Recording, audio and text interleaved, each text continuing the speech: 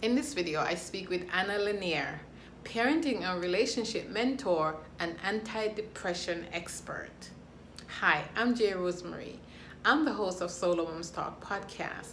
I also help solo moms with tools and strategies to help them live a more joy-filled life. Studies show that solo moms are at a higher risk of depression than partnered moms. So if this video resonates with you, leave me a comment below. Also, please subscribe and don't forget to ring that notification bell so you'll know when I upload a new video. Thank you. My guest today is Lennyr. I'm very happy to talk to you today, Anna. Thank you for coming and talking to us today. Nice to meet you too, Rosemary. Thank you. Yes, for sure. And the first thing I usually like to do, regardless of who you are as a guest, is to ask you to tell us who you are. And just tell us who you are. So my name is Lennyr, and I am a parenting and relationship mentor, and I'm also an antidepressant expert. So if there is any help for going deeper into the conversation, this is the main thing that I do. I take teenagers and adults out of depression. But I'm hoping that we're having these conversations so it will not end up to this. Okay. All right. Thank you. And so following up on that, a lot of times our experiences lead us to our careers, our purpose, and what we do. So I'm going to dig a little further and ask you, were you a problem teen or did you struggle with depression? Tell us about that. So it looks like I struggled with depression since the age of 7. I just never knew it, right? Yeah. I just never knew it. And I had all kind of problems and health problems and headaches and back problems. And then I had insomnias and migraines. And I had a suicidal attempt at the age of 19 and a half. So I've been through all the stages of depression as a child, as a young adult, and later on, even as a parent myself, as my own child slipped into depression. I am also an adult child of alcoholic. So I have been through that stage too. And because of that, when I overcame depression, and it only took 7 months after 27 years of suffering, I thought that I caught God from a leg. This is what I thought. I caught legs God because I got out of depression. Oh, right? boy. This is what I believed. It's like, miracle just happened to my life, right? Yeah. But the truth is that all this suffering was meant for me to, exactly like you mentioned, exactly like you predicted, to choose my career. And today we're helping teenagers and adults not to get to depression, but even if they do get there, we provide support and help in a different way than therapy or meds or anything like that. All right. So thank you for sharing that. And depression is a weird thing. I know because I've experienced it. I've gotten the pills. I've tried to take all the pills at once. And I've heard a lot of stories about it. But how can you tell if you have depression? I mean, what does that look like? So that looks like pain in your heart. Okay. Your head is ready to explode because you don't know which way to go and how to solve a problem. But that looks like pain in your heart.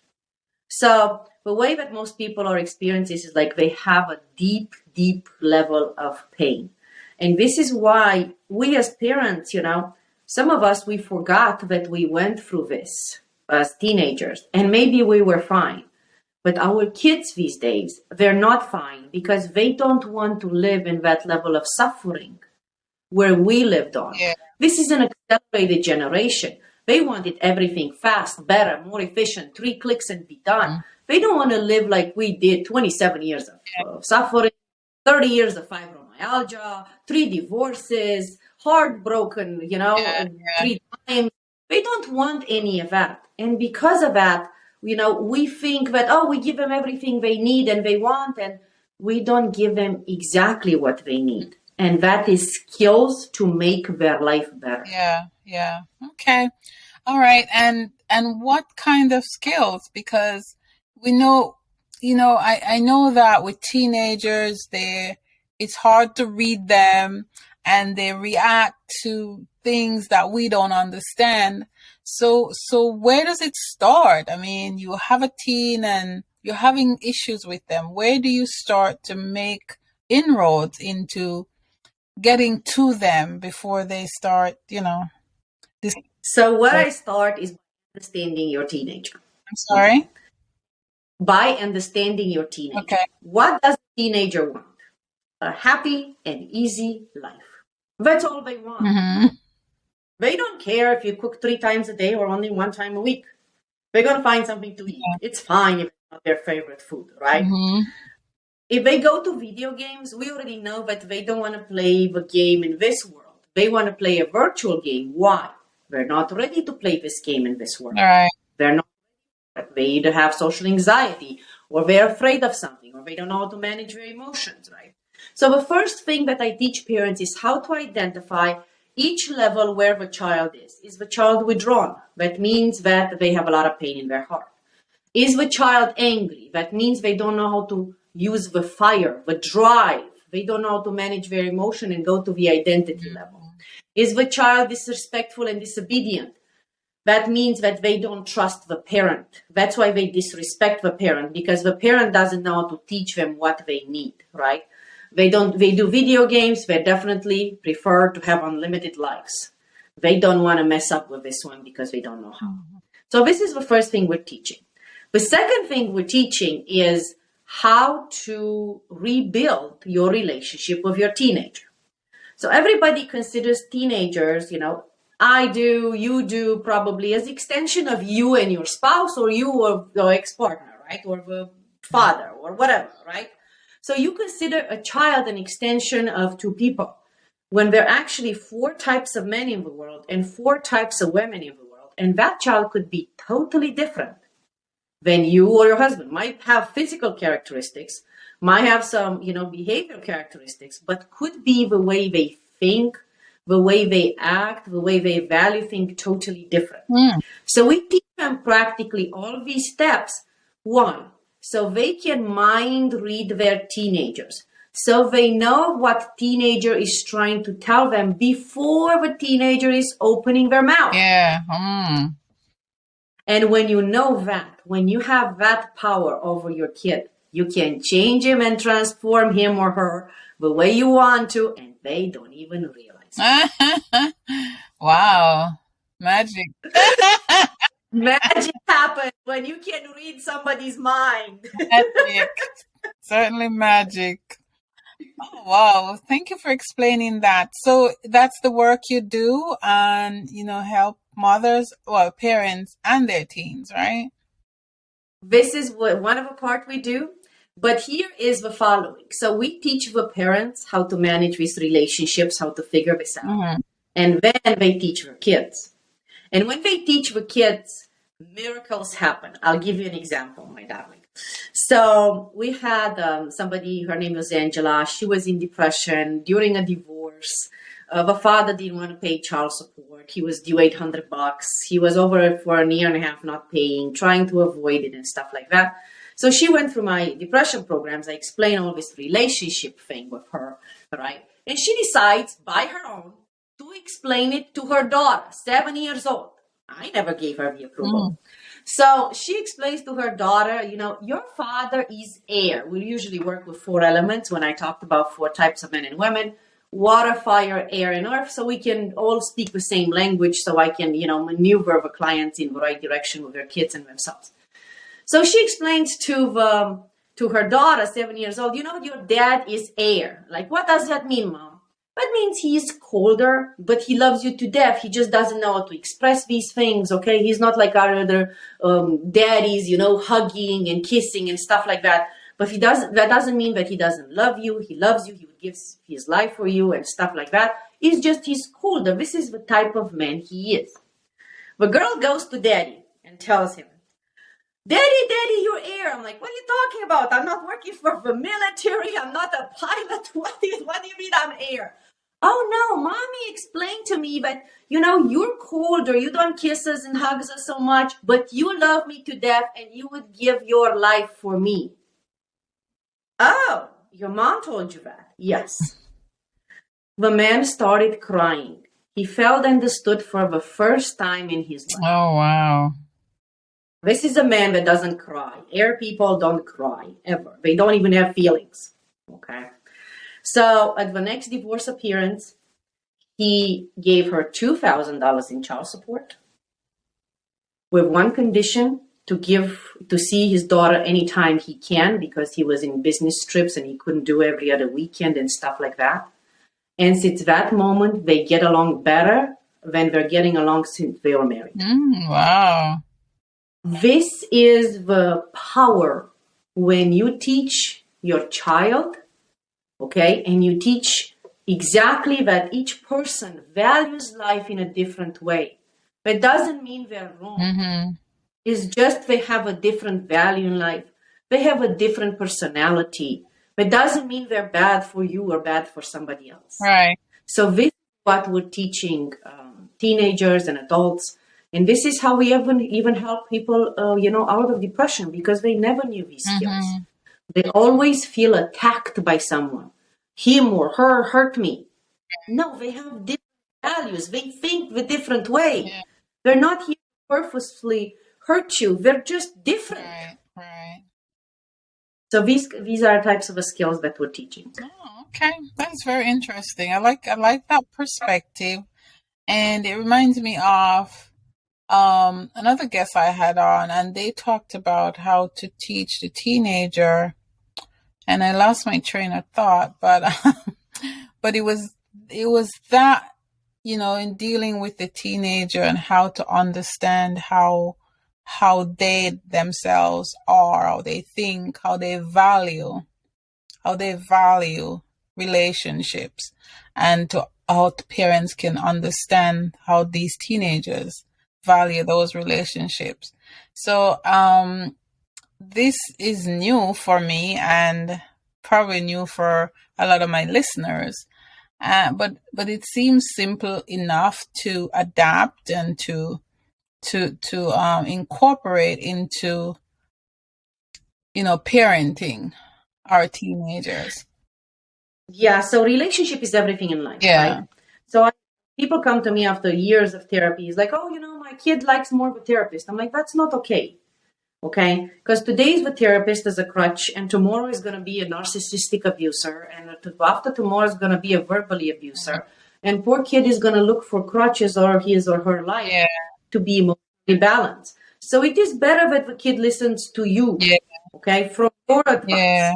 So when we're teaching these relationship skills, the priority is to reestablish your relationship with your child.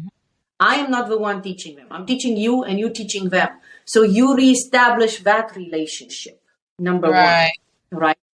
And the second thing, this will give them skills how to maneuver life, because everything is relationships. It starts with a relationship with your parents, okay? But then everything else in the world is relationships, and you can easily slip in bad ones, okay?